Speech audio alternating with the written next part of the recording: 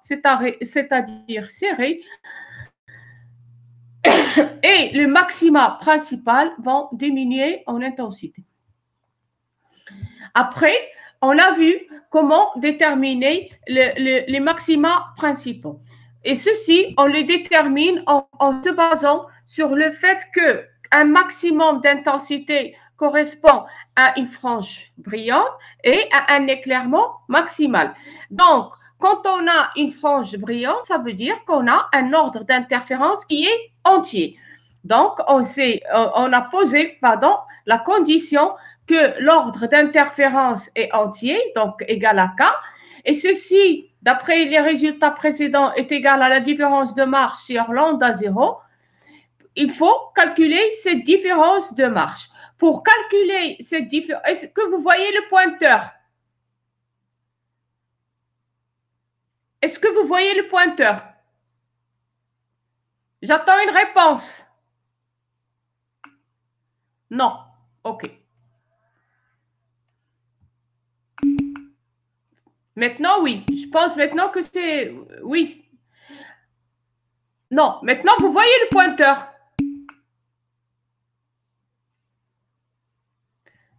Est-ce que vous voyez? Oui, madame, oui. Oui, madame. OK, merci. Donc là, je considère un réseau. On n'appelle pas du réseau, et là, vous l'avez vu en TP, le pas du réseau, c'est la distance entre deux fentes successives. Vous avez une première fente, une deuxième fente, et la distance qui sépare deux fentes successives, c'est le pas du réseau. Si j'ai par exemple n fentes, j'aurai n fois d, c'est la dimension que nous avons ici.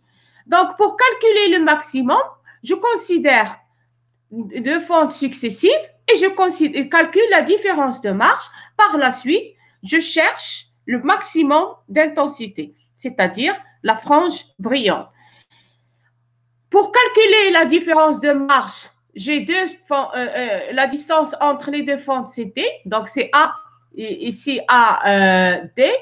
Et je fais le calcul de la différence de marche comme on l'avait toujours fait, c'est-à-dire projection perpendiculaire d'un rayon. Voilà le premier rayon, voilà le deuxième rayon, et je mène la projection perpendiculaire à ces deux rayons.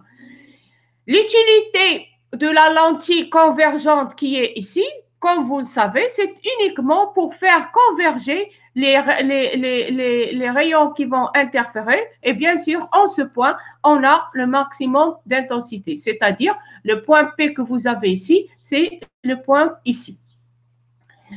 Donc, on l'avait calculé, et comme la différence de marche, c'est n fois la distance, j'ai calculé cette distance en fonction de sinus de l'angle θ qui est ici, et on a déterminé la différence qui est de marche, qui est n fois AB, c'est-à-dire n fois d sinus θ.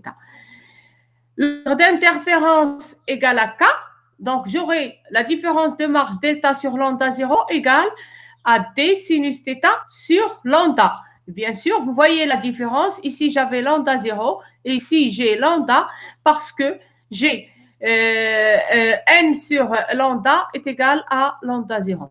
Donc, le maximum d'intensité est obtenu quand on fait le produit croisé. K fois lambda égale à d sinus θ. C'est la condition de maximum d'intensité. Bien sûr, l'expression précédente qu'on a obtenue, c'est-à-dire ici, K fois lambda égale d sinus θ, et on va l'homogénéiser. Pour l'homogénéiser, c'est-à-dire considérer les termes en longueur ou en mètres à part et les constantes à part. Puisque sinus θ et K sont des constantes, lambda et d sont à deux dimensions métriques, donc on va considérer le rapport entre les dimensions métriques et les constantes. D'où la relation que nous avons ici. Lambda sur d, longueur d divisée par le pas du réseau, doit satisfaire la relation ici, sinus θ égale sur K. Quand on a un réseau, on a un ensemble de fentes, c'est-à-dire plusieurs fentes. Or, d'après Fraunhofer, ou diffraction à l'infini, quand on a une seule fente, l'amplitude diffractée, elle est donnée par cette expression que nous avons vue la séance précédente. D'accord? Si j'ai un réseau, j'ai un ensemble de fentes, donc j'aurai une somme de fentes. Et l'amplitude de l'onde diffractée par le réseau devient ψ0, somme de toutes les fentes qui diffractent. Vous voyez l'exponentielle qui est ici, il correspond à l'exponentielle là. Quand j'ai cette expression, ce qui m'intéresse, c'est l'intensité résultante. L'intensité résultante, c'est le module de l'amplitude au carré, c'est-à-dire cette expression. Et si je regarde l'expression ici, je considère le module de cette expression. J'ai un module d'un produit qui est égal au produit de modules, c'est-à-dire j'ai module de ψ0 somme exponentielle moins j phi n au carré est égal à module de ψ0 au carré fois le module de la somme. D'où l'écriture que nous avons ici, le module de cette expression égale produit de modules dont je vais expliciter les termes. Voilà. Donc là, vous avez le I qui est égal à psi au carré, qui est égal au produit de ces deux termes. Et donc, dans ce cas, on va expliciter ces différents termes. Le terme D, c'est ψ0 fois ψ0 au carré. Et le terme J, c'est le module de cette somme. Or, si vous explicitez cette somme, j'aurai pour n égale 0, 1, pour n égale 1 exponentielle moins j phi, pour n égale 2 exponentielle moins 2 j phi, etc. C'est-à-dire, cette somme n'est rien d'autre qu'une suite géométrique de raisons exponentielles j phi. La somme d'une suite géométrique de raisons q, c'est 1 moins q à la puissance n sur 1 moins q.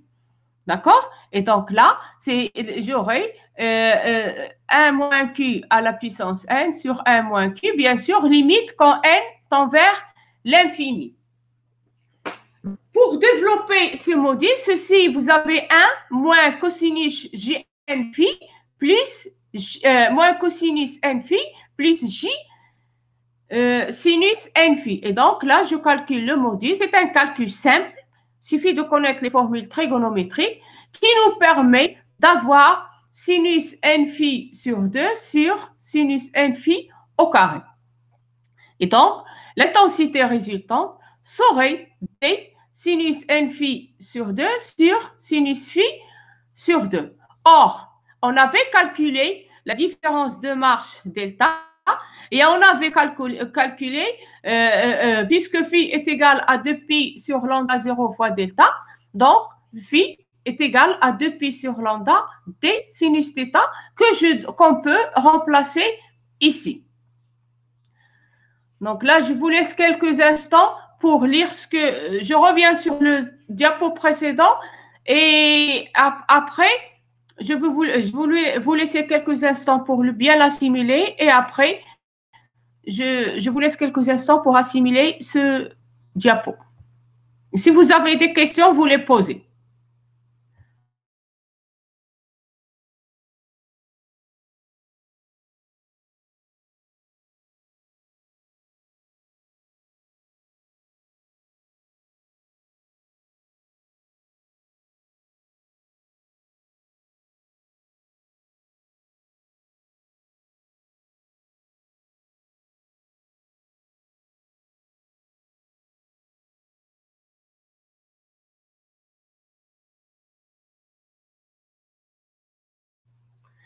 Là, je vous donne…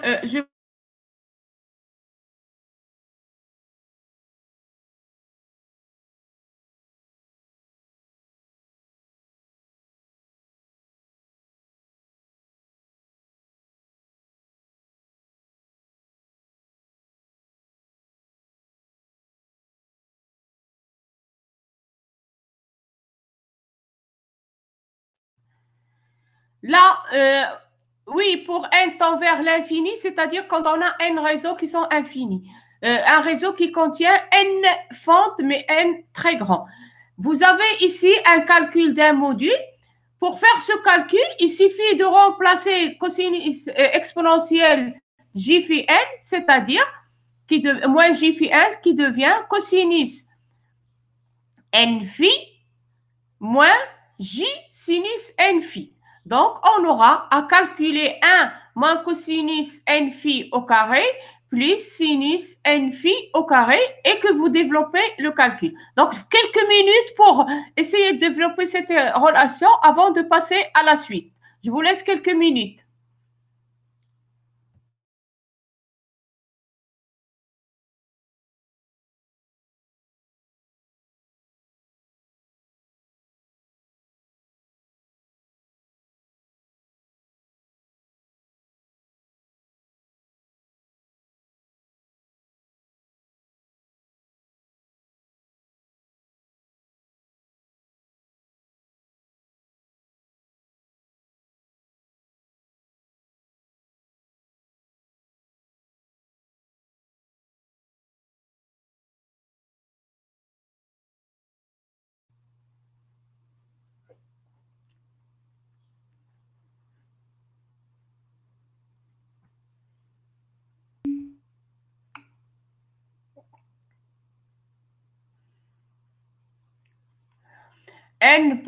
Oui, il y a une question qui est pourquoi n tend vers l'infini?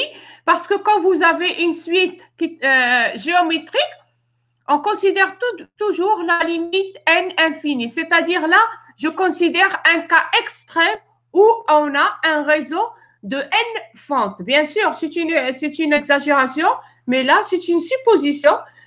Je suppose que j'ai un réseau pour n fentes, mais n qui tend vers l'infini.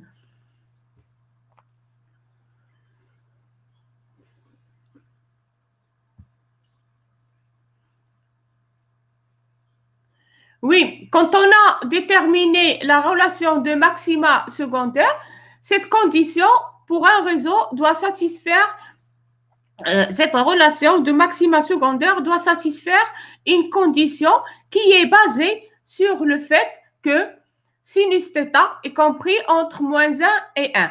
Comme la grandeur que nous avons ici, c'est une grandeur qui est positive, parce que K est positif, lambda est positif. Donc, forcément, l'égalité que vous avez ici, c'est une égalité qui est positive. Et donc, normalement, on a sinus θ est comprise entre moins 1 et 1. C'est la règle, c'est la loi, c'est une propriété des fonctions périodiques. Utilisons cette relation et sachant que ce terme est toujours positif, la condition à satisfaire, c'est que je remplace ici sinus θ, c'est-à-dire K fois lambda sur D inférieur ou égal à 1.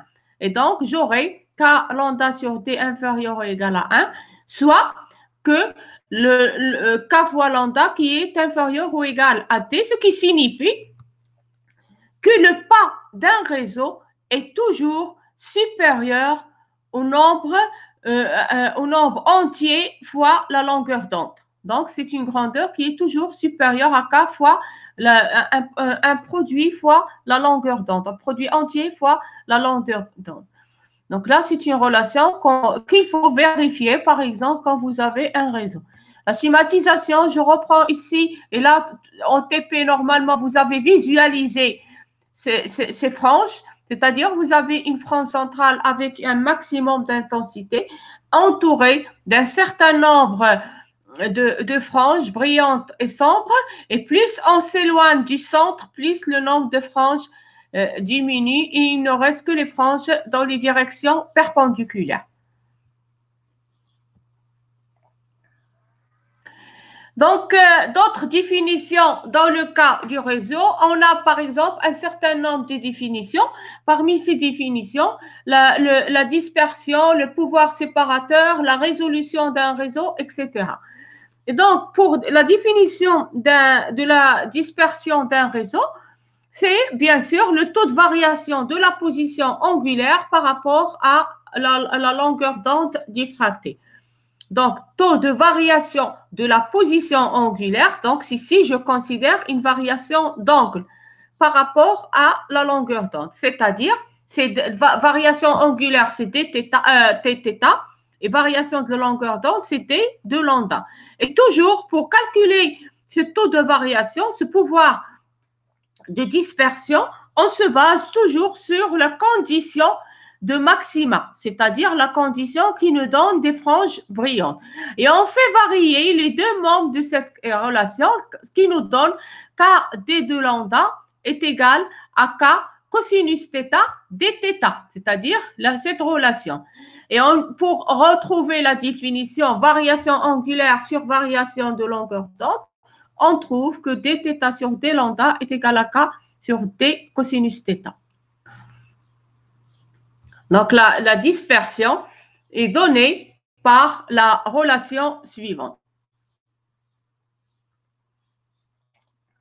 Vous voyez que plus l'ordre d'interférence K est grand, plus, bien sûr, la largeur du spectre sera grande. Donc, puisque la largeur du spectre, il va dépendre de K et bien sûr de lambda.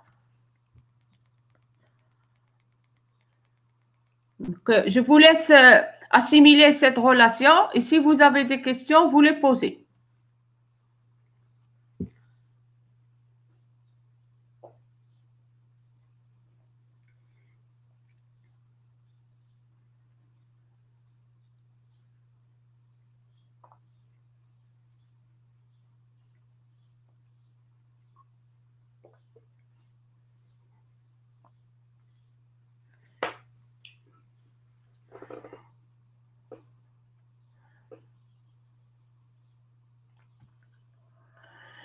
Donc, toujours dans le cadre de définition des caractéristiques d'un réseau, on a défini le pouvoir de dispersion entre…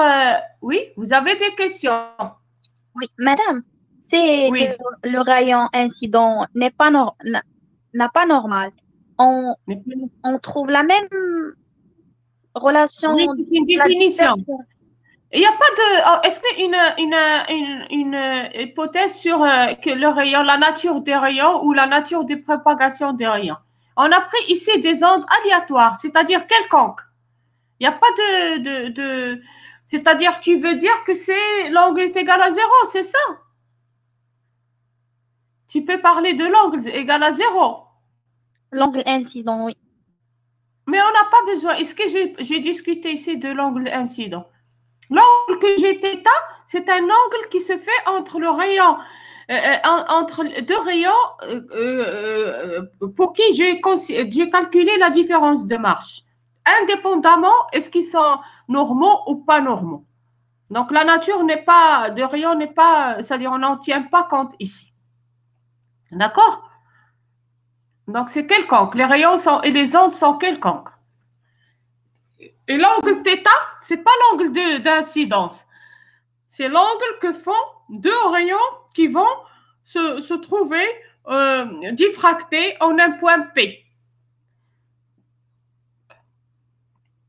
Donc, pour calculer le pouvoir de résolution d'un réseau, et donc quand je veux calculer le pouvoir de résolution d'un réseau, ça veut dire que je considère que le réseau en question est utilisé comme analyseur de la lumière.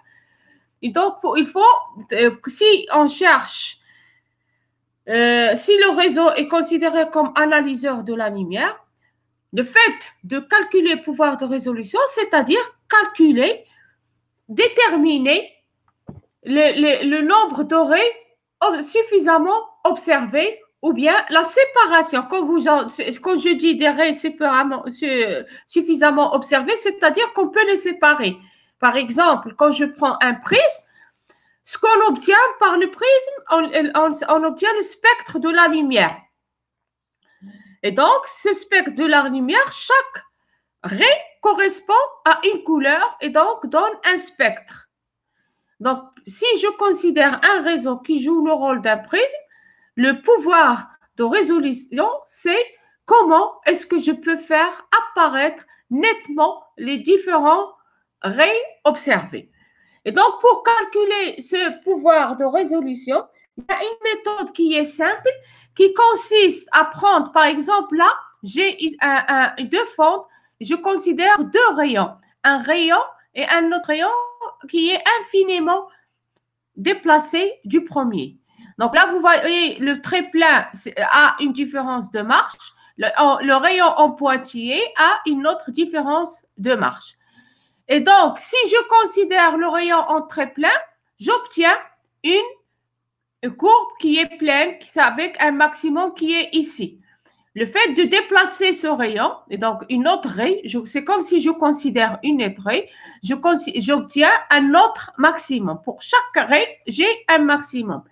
Pour calculer le pouvoir de résolution, je vais superposer, par exemple, le maximum de cette raie avec le minimum de la deuxième. Donc, vous avez le maximum qui est ici pour la raie en pointillé et le minimum de la raie très plein, il est là. Donc, ils sont tous les deux superposés. Même raisonnement, je peux le faire par rapport à la courbe pleine. Donc, j'ai le maximum qui est là. Ce maximum coïncide avec le minimum de la courbe en pointillé. Donc là, j'ai deux raies ou bien un spectre qui contient deux raies. Et le pouvoir résolution consiste à superposer le maximum de l'un avec le minimum de l'autre. Donc là, vous lisez le paragraphe avant que je passe à la suite.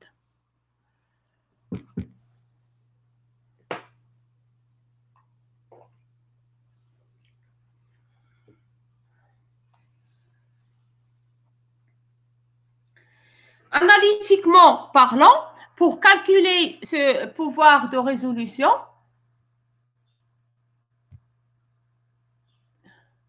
j'applique la définition qui nous permet, puisque j'ai deux raies, deux raies, c'est-à-dire j'ai une variation de longueur d'onde.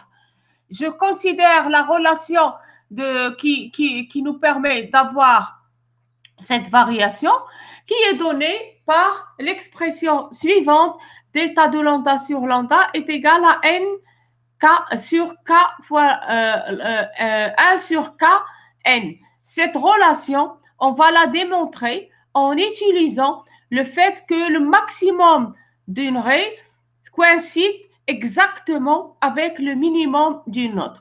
Quand je considère le maximum, c'est une frange brillante, le minimum, c'est une frange sombre. Donc là, j'ai le maximum de la raie de longueur d'onde lambda plus delta de lambda, c'est-à-dire nk lambda plus delta de lambda, c'est le maximum qui correspond au minimum de la raie de longueur d'onde lambda. Et donc, le minimum, c'est cette expression.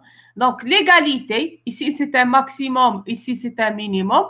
L'égalité, après simplification, me donne le rapport qui est là, qui est la limite de résolution d'un réseau.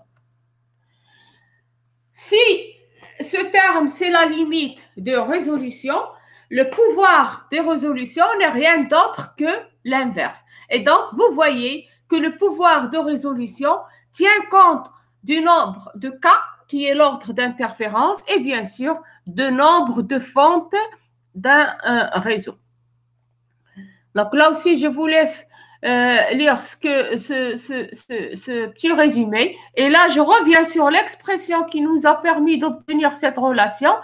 J'ai le maximum ici, c'est le maximum d'une onde de longueur d'onde, lambda plus delta de lambda. Il coïncide exactement avec le minimum de l'onde de longueur d'onde lambda, et le minimum, il est exprimé par cette expression qui permet d'avoir, par exemple, une frange sombre. Oui, une frange sombre.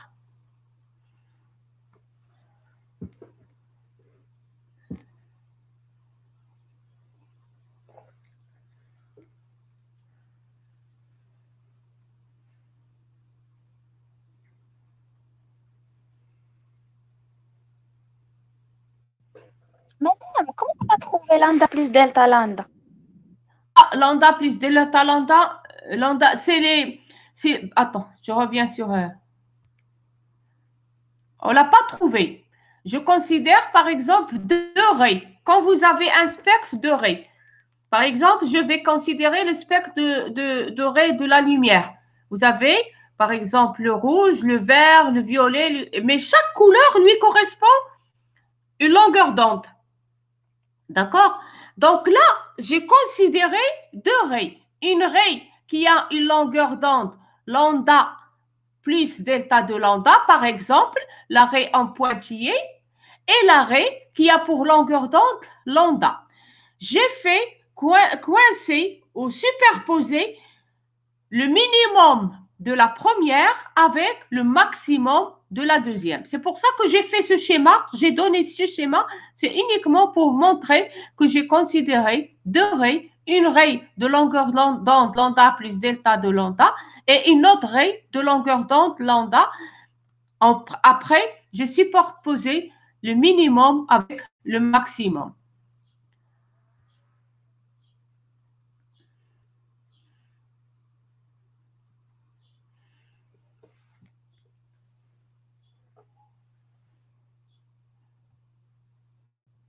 D'accord, madame. Pardon? C'est bon?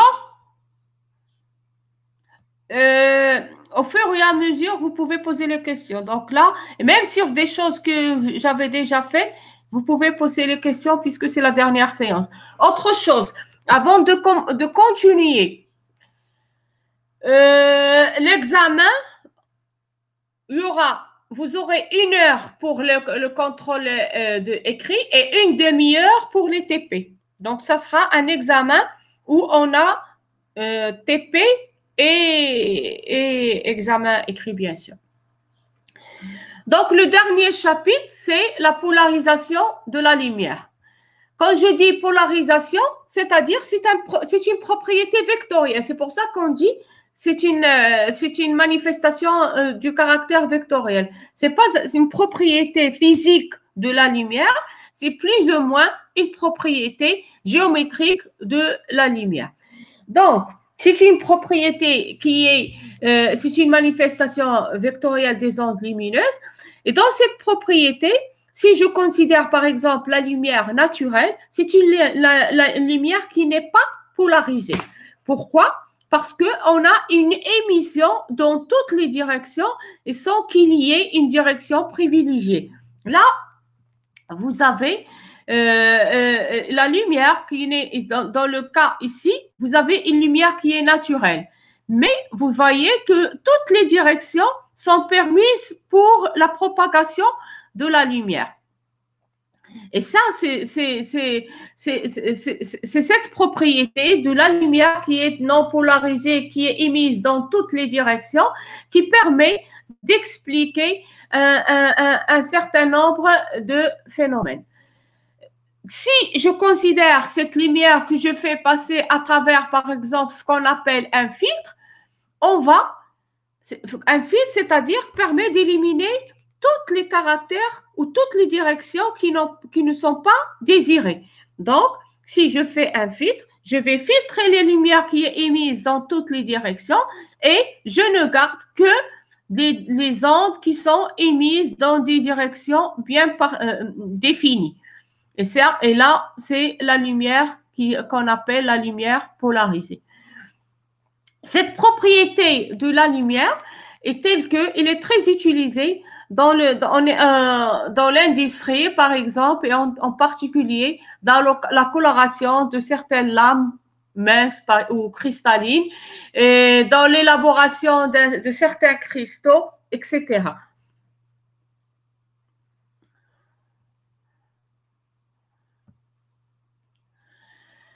Donc, on a toujours, depuis la première séance, on a dit que la lumière, c'est une onde électromagnétique. Donc, superposition d'un champ électrique et d'un champ magnétique. Comme on le sait que le champ électrique, la vitesse et le champ magnétique forment un trièdre direct. C'est-à-dire, vous avez le champ électrique qui est perpendiculaire au champ magnétique. Et comme on obtient, par exemple, d'après les formules de Maxwell, la vitesse à partir du champ électrique et du champ magnétique, vous avez la vitesse qui est perpendiculaire à la fois au champ électrique et au champ magnétique. Or, la vitesse est toujours tangente à la trajectoire. Donc, puisque la vitesse est toujours tangente à la trajectoire, ça veut dire que, puisque la vitesse est perpendiculaire au champ électrique et au champ magnétique, ça veut dire que le champ électrique et le champ magnétique sont perpendiculaires à la direction de propagation. De plus, on avait dit que le champ magnétique, on le sent. On ne le voit pas, mais on le sent. Il se fait sentir. Et donc, et ça, c'est la première séance du cours d'optique, on avait dit qu'une onde électromagnétique ou une onde lumineuse sera caractérisée par le champ électrique qui est visible. Donc là, vous voyez la schématisation. Vous avez le champ électrique, le champ magnétique et la direction de propagation qui est perpendiculaire aux deux. C'est ce qui est représenté ici.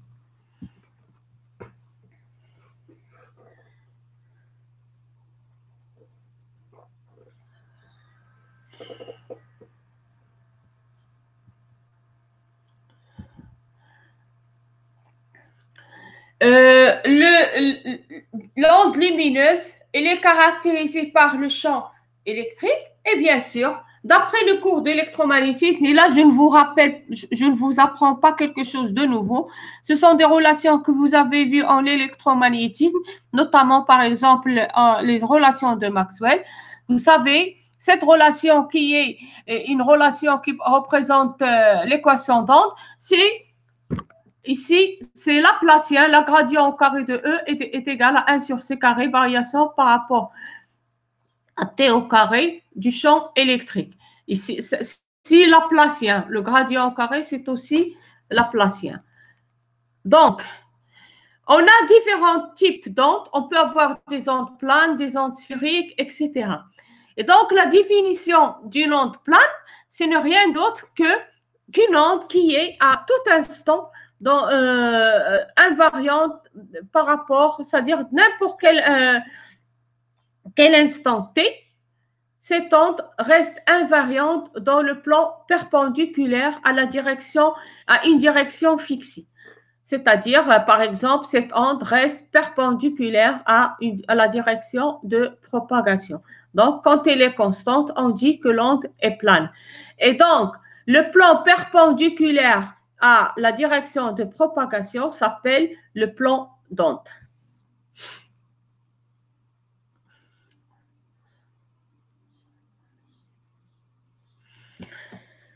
Donc là, quand je fais des petites pauses, c'est pour vous laisser le temps de lire ce qui est écrit avant de passer à la suite.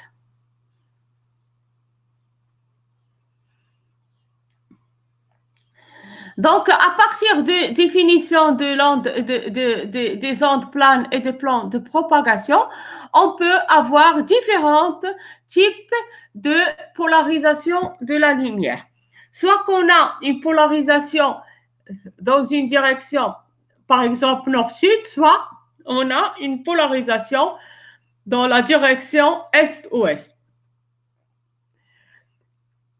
Donc, et cette direction de polarisation, elle est fixée, quand elle est fixée dans le temps, on dit que c'est une onde qui est plane. Pour définir la polarisation, par exemple, de la lumière ou tout simplement pour définir la polarisation linéaire, on doit d'abord calculer l'angle par rapport de polarisation par rapport à la position et bien sûr calculer le pourcentage de polarisation. Donc, quand par exemple, on a une lumière naturelle qu'on polarise. Donc, pour polariser, je l'ai dit tout à l'heure et on va le revoir, on doit faire passer cette lumière par un filtre. Et donc, quand vous avez un T0, une lumière non polarisée, que vous faites passer par un filtre, vous obtenez une lumière polarisée. Et donc, vous n'avez pas 100% de lumière polarisée, mais vous avez un certain pourcentage de lumière polarisée. Ce pourcentage est défini par l'intensité de la lumière polarisée sur l'intensité totale de la lumière. C'est-à-dire, si vous voulez de façon simple, l'intensité de la lumière après le filtre sur l'intensité de la lumière avant le filtre.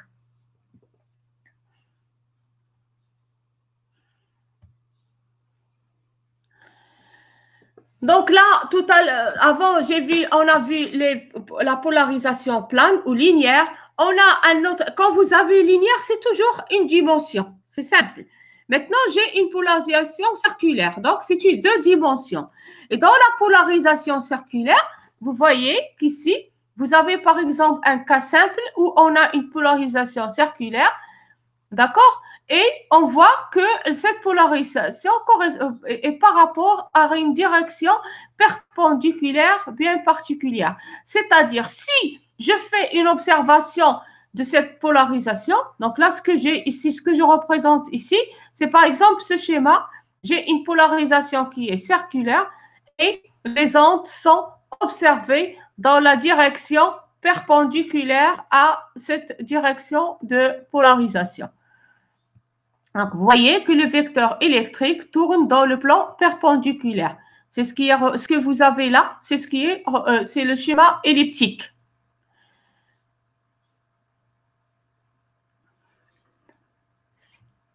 Donc là, vous avez un schéma rectiligne, c'est-à-dire que vous avez la lumière qui est rectiligne. Et donc, la direction de propagation, vous avez une sinusoïdale. Là, vous avez une polarisation elliptique et bien sûr, la direction de polarisation, dans la direction perpendiculaire à l'ellipse, vous avez différentes propagations. Et le dernier cas, c'est circulaire.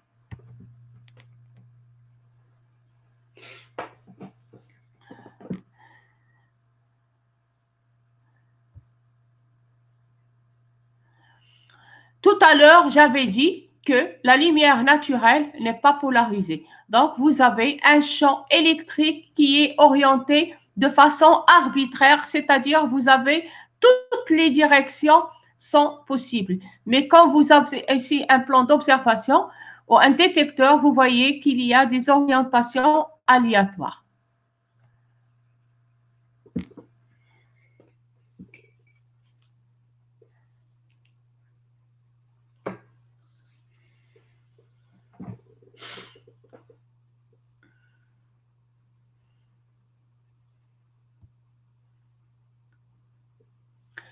Définition d'un polariseur. Tout à l'heure, j'avais discuté le fait qu'on a une lumière qui n'est pas polarisée, qu'on fait passer devant un filtre, qui est un filtre.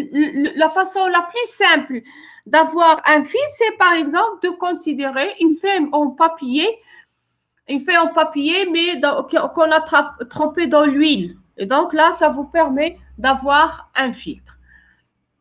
Donc, si je considère un polariseur qui peut être un filtre, ce n'est rien d'autre qu'un dispositif optique qui permet de polariser une lumière naturelle non polarisée et la transformer en une lumière naturelle polarisée. Donc, ce qui signifie que si je considère le polariseur, c'est un système qui ne laisse passer que la lumière qui vibre dans une direction fixée. Et bien sûr, élimine les ondes qui sont émises dans toutes les directions ou dans des directions aléatoires qui ne sont pas fixées. Donc, vous avez ici un schéma d'un polariseur et bien sûr un schéma de lumière polarisée. Ici, le polariseur que vous avez, c'est un filtre vertical.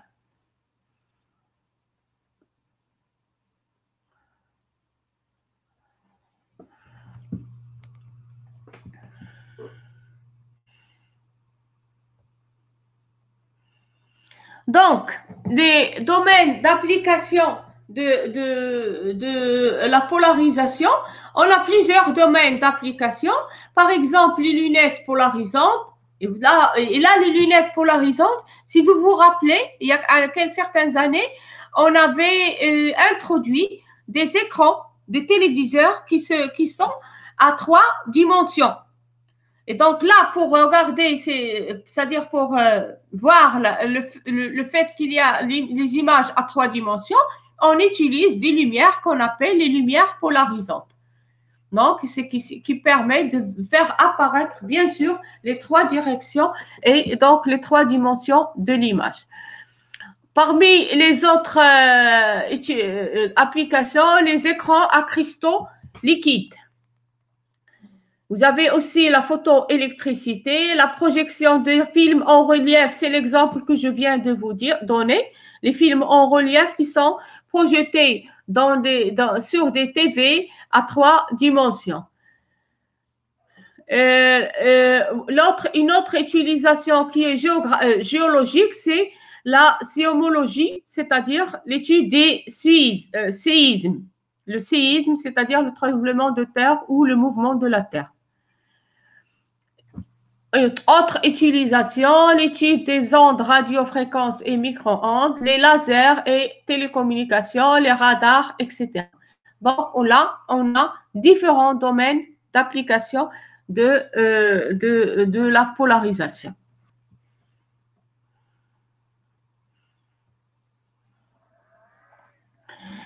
Donc, il existe différents processus de polarisation. On a les plus utilisés et les plus célèbres sont les 4 processus qui permettent d'obtenir un état de polarisation rectiligne. Donc, parmi ces processus, vous avez la biréfringence, vous avez qui utilise des lames qu'on appelle les lames à retardement. Vous avez par exemple la polarisation de lumière qui se décompose en 2 composantes. Et bien sûr, vous avez différentes autres techniques que la bioréfringence. Vous avez la polarisation de la lumière à travers, par exemple, une lame, mais c'est une lame qui possède des propriétés particulières qui, par exemple, qui peut être l'association de 2 miroirs qui dans la réflexion de l'un se fait sur l'autre face de l'autre miroir. C'est la polarisation, l'image que je vais vous donner tout à fait à la fin de ce cours. Donc, la lame à retardement, c'est une lame qui est c'est-à-dire c'est un outil optique qui est très important et très utilisé puisqu'il permet de retarder une composante de ce miroir par rapport à une autre de l'autre face de ce même miroir. Et là, quand je vous donne l'image, vous allez mieux comprendre l'intérêt de cette lame à retardement et la schématisation de cette lame à retardement ou à retard. Lisez un peu ce texte avant de passer à la suite.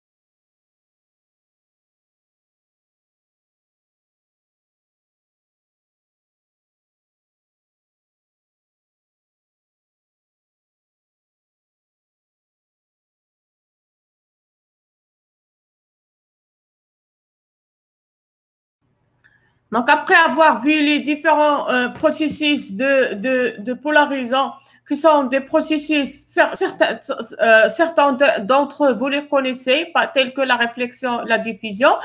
La bioréfringence, comme je viens de le dire, elle est basée sur ce qu'on appelle la lame à retard ou la lame à retardement.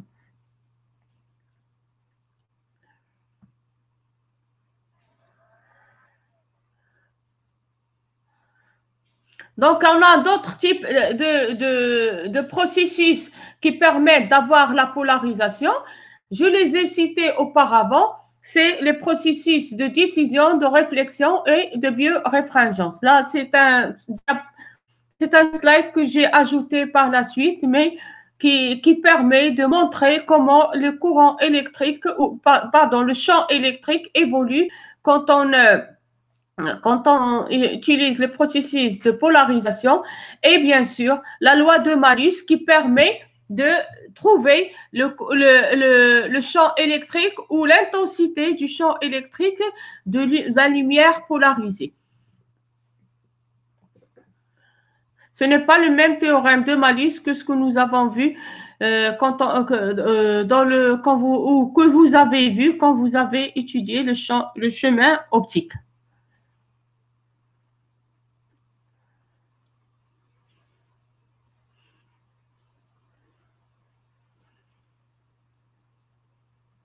Donc là, vous avez certaines propriétés de la lumière polarisée et ces propriétés dépendent de la direction de l'axe de polarisation, c'est-à-dire ces propriétés vont dépendre de l'intensité de la lumière transmise.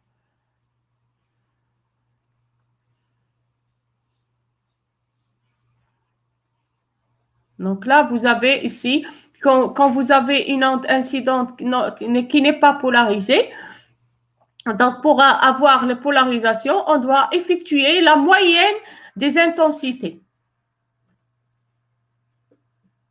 Donc là, ce que je vous donne ici, c'est uniquement pour vous montrer comment est-ce qu'on calcule l'intensité ou bien comment est-ce que je peux déterminer l'intensité de l'onde polarisée et bien sûr l'intérêt d'avoir des lames à retardement. Tout à l'heure, je vous ai donné un exemple de miroir ou de lame à retardement. Vous avez là une schématisation de ces miroirs. Et donc, ce que vous avez, là, c'est un observateur et une onde lumineuse qui va se propager sur ce système qui est constitué de deux miroirs perpendiculaires l'un à l'autre. La schématisation de la propagation de cette lumière est donnée par une représentation ici, schématique. Vous avez une lumière qui arrive, par exemple ici sur le premier miroir. Cette lumière, elle est réfléchie, d'accord? Mais le schéma que vous avez ici, c'est uniquement pour vous montrer la marche d'un rayon lumineux. Normalement, la double flèche ici, c'est pour dire que vous avez c'est un rayon lumineux, mais normalement, vous avez une lumière qui se propage de façon sinusoïdale ou c'est une lumière qui est polarisée. Donc, si j'ai de la lumière qui est polarisée, qui se propage sur un miroir, effectivement, je vais retrouver la même lumière qui est réfractée et qui est polarisée aussi.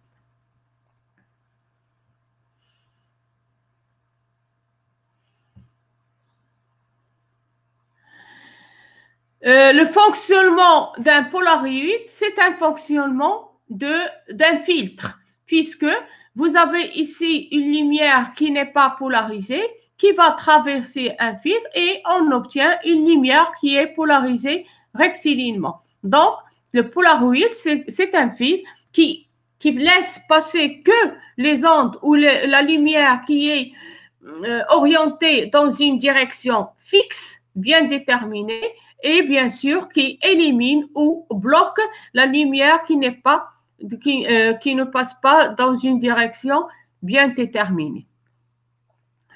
Donc là, on arrête là, c'est la fin de ce chapitre et bien sûr aussi la fin du cours.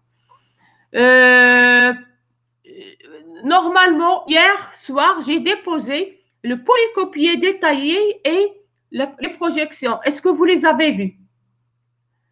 Est-ce que vous avez vu dans la plateforme le polycopier détaillé et les slides?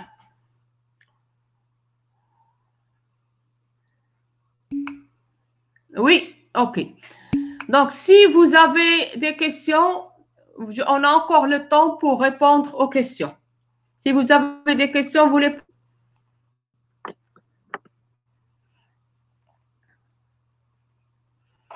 Madame, j'ai une question. Oui? Concernant le TD, le prof, Oui. Al-Asiri, Oui. il ouvre la session, mais n'a pas entré. Il n'entre pas. Oui, madame. Est-ce que ce n'est pas un problème technique? ماشي عندي من عنده هو. Est-ce que vous lui avez réclamé ça? كندخلو ولكن ما كاينش هو. Ah. درنا Et vous n'avez pas le droit وحبسنا حد درنا لا série 2 درنا 1 و 2 ou l'exercice 1 et 2 dans la série 2 صافي. Normalement, vous avez la série 3 puis à la diffraction. ما دارهمش معانا. Non, madame, mais normalement, vous avez la série 3 et quand j'ai discuté avec les enseignants de TD, je leur ai proposé de faire des rattrapages pour pouvoir finir. Ce que je vais faire, je vais proposer aux enseignants de TD de déposer les solutions. Est-ce que vous avez les solutions? Oui, madame. Vous avez les solutions de TD? Oui. De tous les TD? Oui, madame. 1 et 2 et 3. Non, les 3 séries. Oui. Et c'est donc ce que je propose, voilà. Alors, je vais vous proposer une chose. Vous allez faire, non, les 3 séries, pas 1 et 2. 1, 2 et 3. Je vais vous proposer une chose. Vous faites les travailler. Si vous avez des questions, vous avez mon adresse mail, vous me l'envoyez. a.desairi@gmail.com gmail.com. Il va vous donner la correction pour la série 3. Moi, je vais demander à Madame Hitemi ou Madame Montef de vous donner une correction détaillée sur la plateforme. Si vous avez des questions, vous m'envoyez un mail un mail et je vais vous répondre. D'accord? Mais pour moi, les TD, vous avez 3 séries, il faut faire les 3 séries. Et je vais parler à M. professeur Assiri, comme ça il vous fait des rattrapages. D'accord, merci madame. Donc, oui. Madame, vous pouvez écrire la bonne. Donc, A point, vous notez A point, Desairi, DEZAI, @gmail.com.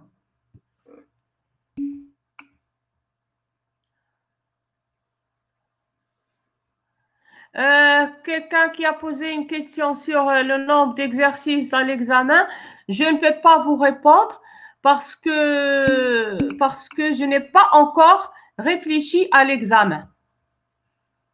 D'accord? Donc, je n'ai pas encore de réponse sur cette question. Vous avez d'autres questions?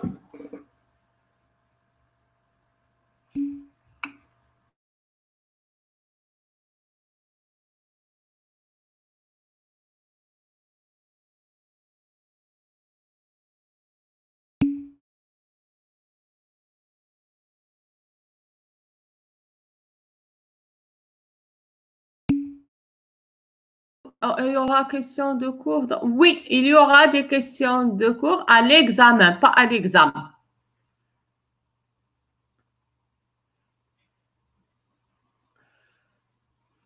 C'est tout? D'accord. Allez, bonne chance.